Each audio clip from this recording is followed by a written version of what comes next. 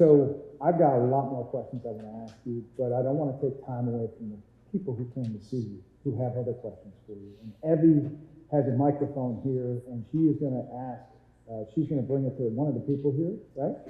Who has a question for you right out of the gate. You want to start with them?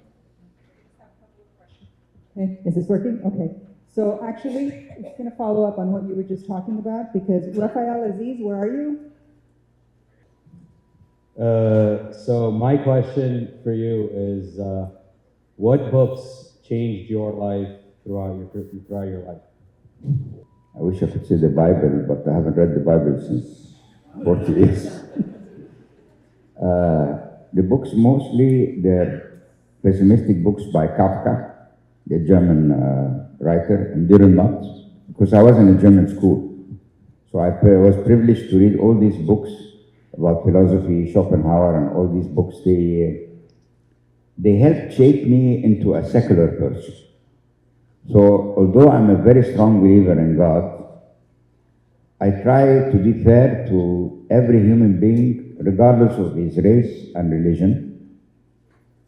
I actually accept atheists, but I would have never married an atheist woman because I would not want to have my kids not believers. But it made me very tolerant. I'm also tolerant when it comes to freedom. You know, I'm an extremist. I want you to enjoy your freedom to the extreme. You know, in our societies, there are always tons of people who try to preach you and tell you what to do and what not to do, and they don't mind their own businesses. You know, they feel that they should be the implementers of whatever principles they think. You know, so these books of these people, Bertolt Brecht, Dürrenmatt, Kafka, Schopenhauer, they're all German because I was in a German school, you know. And then I read also the many political books. So I read the books about the history of Egypt before Nasser. So I know very well the history of Egypt before Nasser. I read also a lot, I read a lot of books about the Nasser regime, Egyptian books, because if you want to know the truth, you have to read like 4 or 5 books to know, because everybody says it from his side, so to know which, okay, this is really the facts at the end, you know. And that shaped me in my life, that I'm an anti-Nasser person, because I've seen what the damage he has done to Egypt, you know. And you know that in Egypt they still glorify these people, all these losers, they glorify them, and the good guys who died, and they don't glorify them. So it helps you know what is true. These are the books. Hi. I wanted to know what continues to motivate you in your business endeavors and personal life, and how do you stay inspired? I have this ego point that I feel very embarrassed to speak about, but I just never like to be the second in anything I do. So right now I'm not the first in gold mining. I'm one of the top 4 in business development, in real estate development. I'm again one of the largest 3. But I'm not used to be not number 1. So what keeps me awake is I need to get to where I really feel I deserve, you know. So I'm working on that. That's the one thing that keeps me awake. What was the biggest lesson you learned over the years, and how it impacted the way you went about business? There were many lessons here. One lesson that I've never forgot, when I was younger, like 16 years old, I was selling jewelry on the streets of Germany to make some money, you know. And I was very good at that. And then one day I'm walking and I saw an Egyptian guy who was really harmless, but very stupid, you know, in his way, you know, like not so intelligent, you know, but a good person, but not so intelligent. So I mocked him in a way. The next day, all my Khan Khalili stuff that I was selling and my passport was stolen. So immediately I connected the 2 events, that God did not like me mocking one of his creatures, because he was saying, I created you intelligent with your DNA and the chromosomes of your parents. You should not laugh at someone that I've decided not to give him the same qualities, you know. So this was a big lesson. Since then, I stopped mocking anybody, except when I'm like joking, but not the other one was a serious one. So that was one lesson. And the other two lessons I said already about when my failures is never take a decision within your anger. Wait till you cool down. And the second one is you have to learn from your mistakes. I mean, you know, and there's a third one which I agree to is revenge is better served on a cold plate. So when you're cool, you don't react and that I apply, you know, like I will not start a losing fight. I will wait till I'm in the position to win it, and then I do it. Next question. Thank you. Ragi Carreros? Ragi, over here, down here on the front, on the, right? Dizzy. Come on.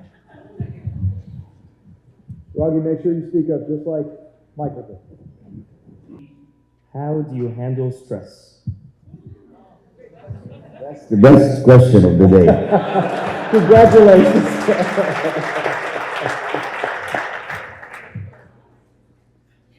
I actually pretend that I'm handling stress, you know, because I don't like anybody to feel that I'm weak, you know, or that I'm stressed, you know, because it's just against my image, you know. So it helps by doing so that people don't feel your stress, you know. You should never let people feel your stress because they don't, it's not their problem, or they're not the cause of your stress. But the way I handle stress is music. So I enjoy doing my own musical playlists. I have the patience to sit 3 hours to do a playlist of 1 hour, you know. And when I finish it and I listen to it, for me, it wipes out a lot of the stress, you know. The second thing, I'm an addicted movie. There's no movie that I haven't seen twice or 3 times of the famous most movies, you know. So I love at night to watch a movie. It cleans my mind completely, you know, because I live with the movie, and I hate it when my partner wants to chat during the movie. Women mostly are like that, you know. They don't feel that. What's so important? It's not about important. I want to live with the movie. I'm inside the movie. I'm enjoying the movie. Why do you cut my hand? These are the two ways. I mean, music and cinema. And of course, the stress. I have 4 or 5 best friends, and we meet 3-4 times a week, and that's also takes your stress. If you like tequila is. After 3-4 shots of tequila, my stress is gone too. And when I'm with my kids, also, the kids bring joy to you and they take the stress off your chest too. What's your biggest challenge when starting your business, and what's your advice for staying competitive in today's market? I think the challenge, I actually didn't have, I was so sure that I'm going to succeed, so I didn't find anything to be a challenge, you know. Maybe in Egypt the challenge was when you're too young, they always think you don't know everything, or when you're subjected to unfair treatment because of your religion and all that, you know. But I've managed to overcome them very easily. And the advice on how to overcome is just be very persistent. Fight. Don't take no for an answer. Don't let anybody. I used to go to people and she would tell me, lady, no, it's not possible. I tell her, do you want to bet? You know, and I always achieved what I said, you know. Even Alex knows that. Alex was with me one time and we were going into Egypt's Air Lounge. And he was business and I was first class. So I took him with me in the first class lounge. So the lady told me, no, he cannot come in with you. I told her, do you want to bet? And he was with me. Of course, he ended up with me in the first class business class. So every time someone told me it's impossible, I did it. And how is by knocking on it, you know, knocking on it. It's like when I find concrete, I will bore into it until I break through it, you know. So this, you have to have this stamina. Not at the first disappointment, you let it go, or, you know, you have to be maneuvering all the time. This is the real spirit of an entrepreneur. To find solutions, not to take no for an answer, to keep on hammering on what you want to achieve. And this is my advice to young people today. First of all, you can dream as much as you want, but before you come up and you say, oh, I have this app that's going to make me the next Facebook guy, you know, you find 20 people have this app already, you know. So don't try to find this short way to succeed, you know. It will happen only with a lot of hard work and persistence and so on. So don't try to take shortcuts. You know, like in school, I never cheated in school or in my way. And the other people were exchanging paper, and they would tell me, why are you such a snob? You don't want, I told them, I'm not a snob. I just came here to learn, and I want, when I get my degree, to know that I deserve this degree. It's not by cheating, you know, but you guys, you don't care, you want to just pass. And by not doing that, I had to be very good and study everything very well, because I was not depending on any other. And I told him the second thing is I prayed to God to help me in my exam yesterday night. So I cheat now. So how I either take God or I cheat. So I prefer to take God. Yeah. If people forget many times that if you take a short corner or you do something wrong, he's watching you. And many people, they go to church or they go to the mosque and they pray and then they do something wrong, thinking it's passing. I forgot something's being registered. Yeah. So at least me, when I meet him, I tell him, you know, I know my sins, so let's not start there. What are the pros and cons of investing either in the USA or Egypt, real estate wise?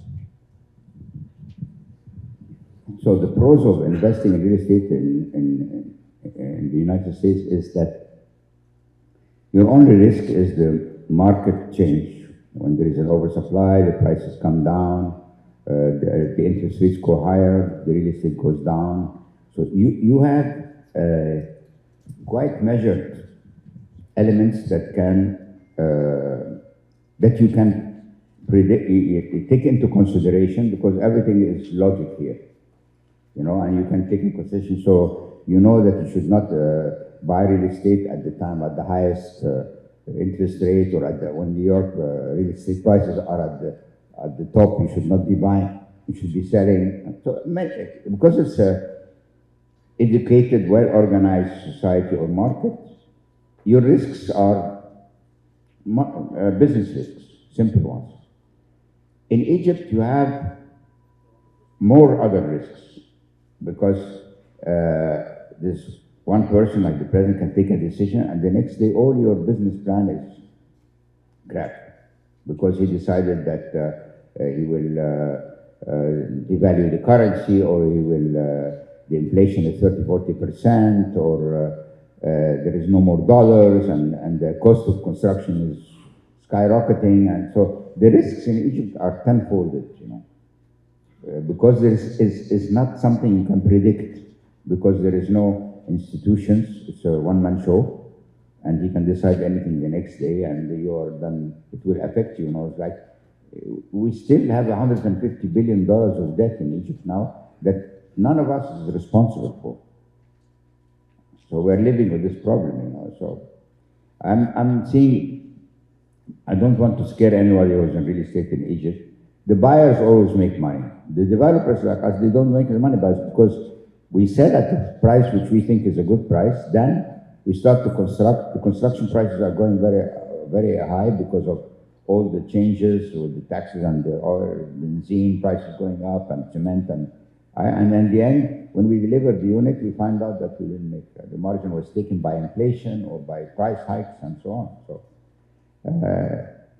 it's safer to invest here in real estate, but in Egypt, as a buyer of real estate, most people made money. Everybody who bought from us, they made money, you know. So you, as an individual, yes, but as a business, I'm not sure. It's very difficult. So my question is not business related at all, but what is your favorite way of giving back and helping others? It's first of all, on my WhatsApp every day, I get like, in average, 20 to 30 personal requests. And that annoys me the most, because it takes my time. I can't be handling a single case of every human being on earth, person, you know. But usually I forward them to an assistant and they have to see if there are it's for real or they're trying to abuse my intentions or like that. That's one way, but it's not a structural way. The structural way we have a Swedish foundation in Egypt, which is financed by around $12 million every year from the three brothers. So each brother, my dad never paid actually. So each brother puts $4 million every year for the Swedish foundation. And they have a main mission into job creation, and they work with many other international institutions to mainly focus on south of Egypt, on the south, to promote and to find jobs for Egyptians. And it's Muslims and Christians. It doesn't help just Christians, you know. And that's actually one of, and they won many prizes. I've been one of the best institutions. So we team with the United Nations subsidiaries, all of them who are helping. They come and team with us with the German helping organizations. They all come and join venture with us in whatever we're doing. They do a lot of training. They have a training center for nurses. They created an institute to teach the young Egyptians who want to be pilots and captains of boats, because most of the yachts had foreign captains, and so now all the yachts in Guna have Egyptian captains who've been educated by the Dutch and UK marine support. And every year we are on the board, me and my brothers, and my mother is still the chairman. And we every year they spend this money, you know, over these projects, you know. So that's how we give back. I give back on personal, you know, I consider Agora University as also giving back to society. And my brother too, he has OCI Foundation. They give scholarship for any Egyptian who makes it to the Ivy League. So if you're accepted in the Ivy League and you have the funds to finance, means that you're brilliant but you don't have the funds. So he has 20 or 30, and he doesn't require them to come and work for him. They just need to come back to Egypt, because he has also programs with Chicago University where he gives them funding to educate civil servants in the Egyptian government, so they can raise the quality of the civil servants in the Egyptian government. He does that too. I mean, I can speak till the morning of all the ventures we have, you know, hospitals, schools, donations we make. So my brother's given donations to Chicago University. I give NYU. I'm a New Yorker. And my daughter is there. I mean, I could speak to the money, but it's not something I want to speak too much of. Thank you. We have time for 3 more questions. Dr. Joseph Ibrahim. Okay, I don't have to walk. So yes, how you able to run all your projects and businesses all over the world, and how you choose your team, even though you go to Pakistan, Afghanistan, and you know no one in these countries? First, I had always a lifetime assistant, and she's the head of my HR, and she's a very Muslim woman, so it's a proof of my tolerance, yani. And she did a master's in HR, and she's been very valuable to me in her choice of people. So when I go to Afghanistan or Pakistan, I go with my Egyptian team. And I always put the first line of management, they have to be my Egyptian team. So I know that they will do a good job. And then they train the local teams, and then they can move, we move the local teams up, and my team can then go and find the next country, you know. So it's like a repetitive mode, like a team that moves to one country to the other. And I've been very lucky with my choice of people. And I think also people, actually nobody ever that worked with me decided to leave me. And I haven't fired anybody in my life except if he stole money, you know, like if he stole. So that is very helpful. That's how we do it, yeah. Does that answer your question? Okay, and now How to maintain it is I still have this lady with me, and she will always choose the right people, yeah. Okay, thank you. Bashar Hamid? Have there been mentors or figures in your life who influenced your approach to business? Have there been mentors or people in your life who have influenced your approach to business? They haven't influenced my approach like it, but I learned a lot from my dad. You know, my dad was my friend. So when your dad is your friend, you kind of have a different relation, so you can always ask and discuss and quarrel about your opinion. So my biggest mentor was my dad, to be honest, you know. So not many other people that I met have influenced me as my dad, you know. And all the responsibilities, all the demands on your time, all the requests, the endless, please give me this, please give me that, it's never ending. Would you ever, have you ever wished that you weren't as wealthy as you are, that you weren't a billionaire, that you were just a normal guy, pretty successful, but no one really knew about you? No. I'm very happy where I am, but I have to explain something to you. I always think God was very generous with me, was very gracious with me. So when I give back to people, I'm actually giving Him back, because He has been so gracious to me. So before we close out, I would like to say also, something, but when you say your part and give me 1 minute, I want to say something to the family. well, I was going to ask one last question to close us out for today. And it really comes down to this. What is the next thing you want to conquer? What is the next challenge you want to embrace? I haven't done that yet. It's a dream of mine, is to do something for humanity that gets remembered for centuries. So I haven't come up with the idea what is that, you know. So people come with me, oh, we have a hospital maybe, or we have a university. I've been doing that already.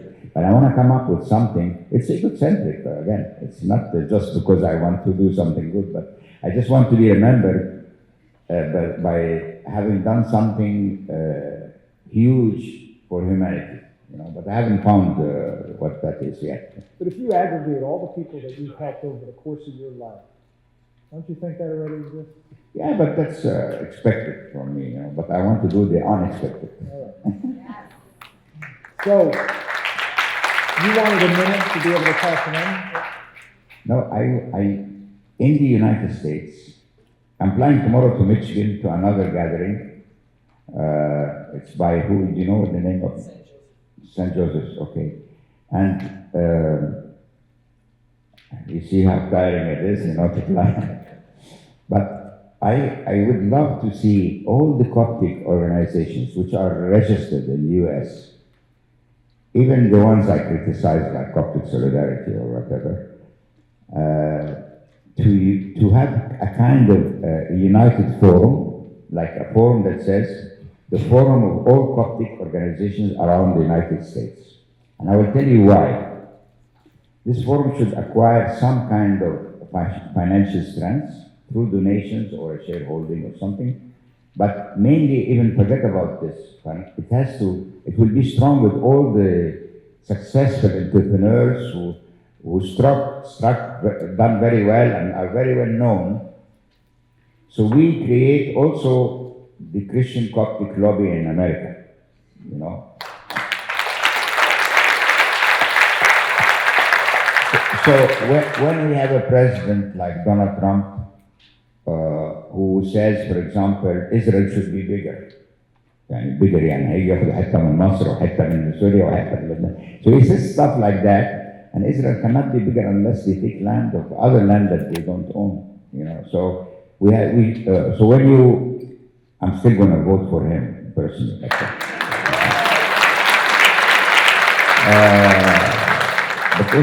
But again, if we had, you know, a lobby here, if we represented, I don't know how many Christian Copts are in America, but they say something like 500,000 to 1 million or something like that. It's not a small number, so we need to be reckoned with in the policies. And why is that important? it's important for your businesses in the US that you have this club, but it's also important for us in Egypt, you know, because we don't want, we want to show that we have some, the APAC, the Jewish lobby, and I'm not saying anything against them. I mean, they're true, but they have a building in Washington, D.C., 12 floors. Yeah? And they have a file in every Senate and every congressman, and as you see, they go their way. Everybody is now competing who's more pro-Israel than the other. Both candidates are fighting, no, I'm more loyal to Israel. No, I'm the one more loyal to Israel. You know? So if we had a Coptic lobby, at least it will be also very strong in terms. As you know, every few years in Egypt, sometimes atrocities done against Coptic in the south of Egypt and in many, and the church is burned and people are killed. So if this lobby is strong again, these things will not pass unaccounted for. You understand? And so I would hope there is the Coptic Doctors Association, there is the St. Joseph where I'm going to know, there is Coptic Solidarity, there is this forum here, you know. And all these brains and successful figures, just forget about the egos and the problems you always have. You just make a forum that is the forum of all associations, and you make a fair election, and who can be the board of this, and you choose the most successful as the figure of the forum. It will play a big role for your interest in the US and also for us in Egypt whenever there is something wrong, because yes, the current president is much more favorable for the Coptic communities in Egypt, and yes, he comes to the church, but the fundamentals in the society might not have changed. See, I still see it, you still don't see a Coptic general, you don't see a governor who's Coptic, you don't see a minister, even now they don't have a single minister who's Coptic, I think. If there is a lobby, then these things we will have an influence, And then also in Egypt, they will be interested to engage with you guys because they know you can help them with the request for the administration here. So that would be something very nice, and I'm willing totally to support it, yeah. Thank you.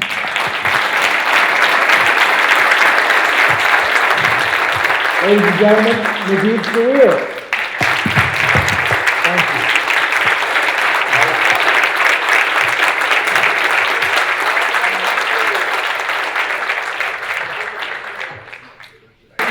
We made the dream a reality, and this is our 5th year. Our first year, 2019, we started out with 18 paid attendees. Paid. And I had to get some of the waiters, I had to get some of the security in the picture to make us look bigger. Okay? And now, thank God, you see how it is. So, as you know, we are inducting Mr. Naguib Sawiris into the first inaugural Coptic Chamber Hall of Fame. We've never done this. This will be the very first time. And to do that, I would like to ask my brothers, Fadi and Magdi, to step up to the stage and join me.